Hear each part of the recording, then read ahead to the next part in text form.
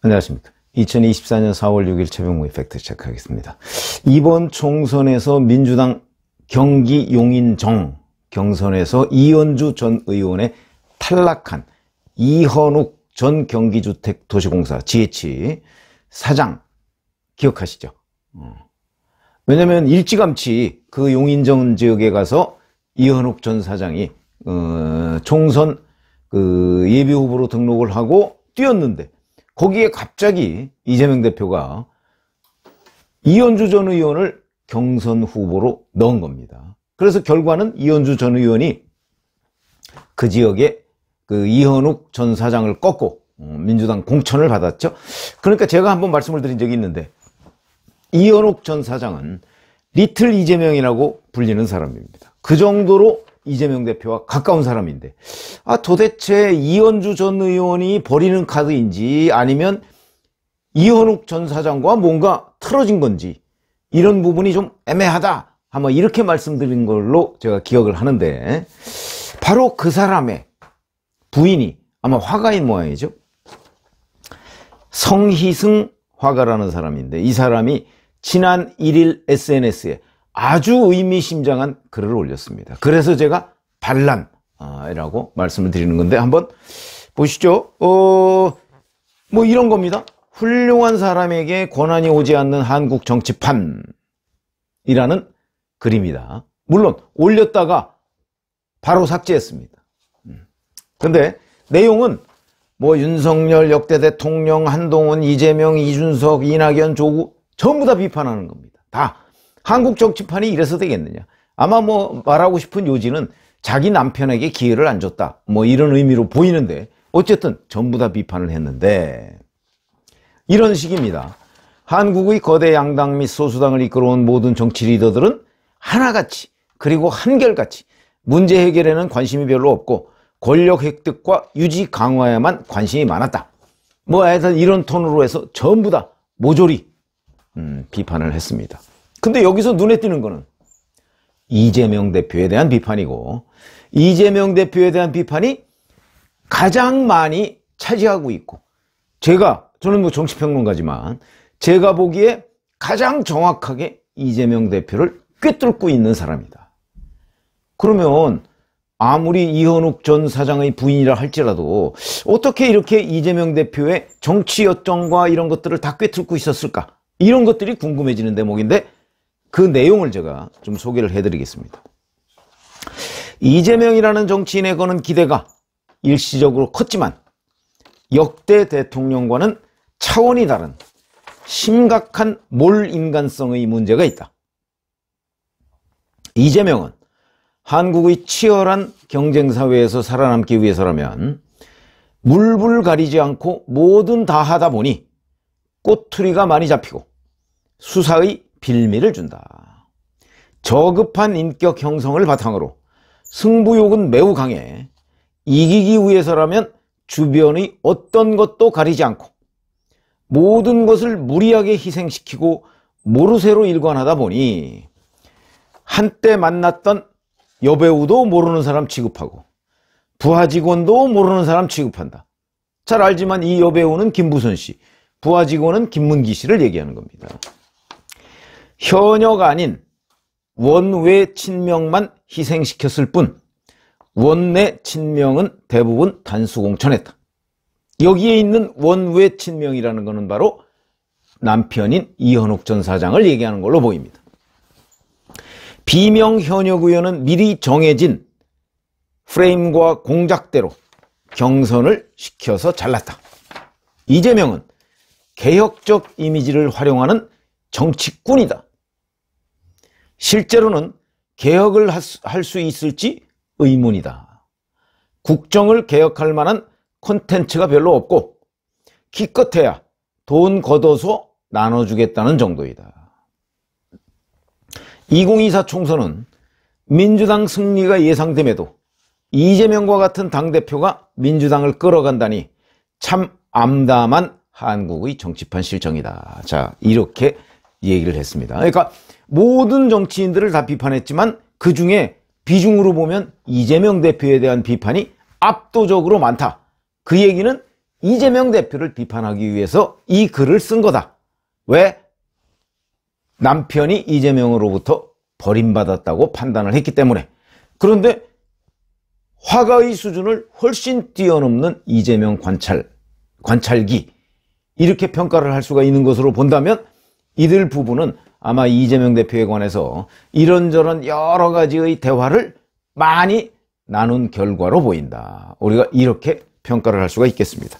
자, 그런데 제가 왜 이게 이제 이재명 대표를 비판하기 위해서 쓴 글이다 이렇게 얘기를 하느냐면, 이현욱 전 사장은 이재명 대표 외에 뭐 윤석열 대통령이나 한동훈 뭐 다른 사람들하고 인연이 없는 사람입니다.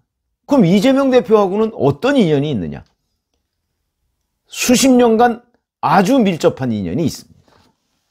자, 우선 이현욱 전 사장이 원래 이재명 대표와 가까워지기 전에는 그 정진상 씨하고 가까웠다는 거죠. 이재명 대표의 신복인 정진상 씨와 가까웠다는 것이고, 그 다음에 이재명 대표도 민변 활동을 했었죠.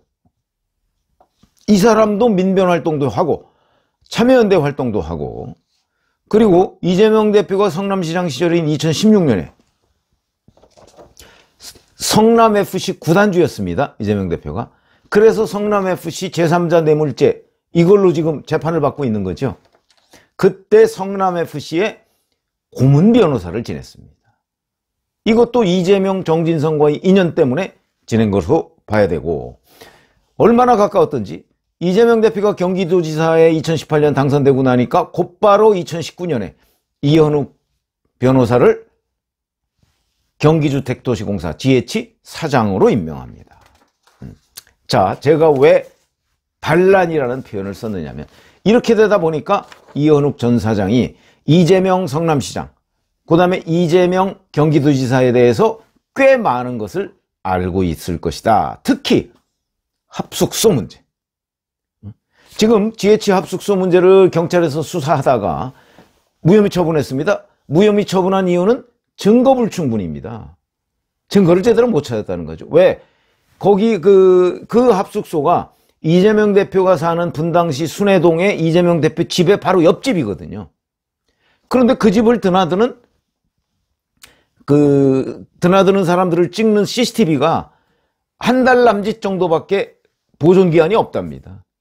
그래서 그 CCTV를 입수하긴 했는데, 거기 드나드서 찍힌 것이 워낙 좀 오래전이기 때문에 이게 다 지워져 있고 디지털 포렌식을 해도 제대로 안 된다. 뭐 제대로 했는지도 사실 모르지만 어쨌든 경찰이 수사를 했습니다. 그래서 증거불충분 이렇게 했지만, 그 분당 순회동에 있는 이재명 대표 자택이요 60평형인가 61평형인가 됩니다. 굉장히 고급 아파트입니다. 아니, GH가 직원들 합숙을 위해서 그 고급 아파트를 얻었을 것 같지 않거든요. 그래서 불거진 의혹이 바로 이재명의 대선 캠프. 그래서 초밥 30인분,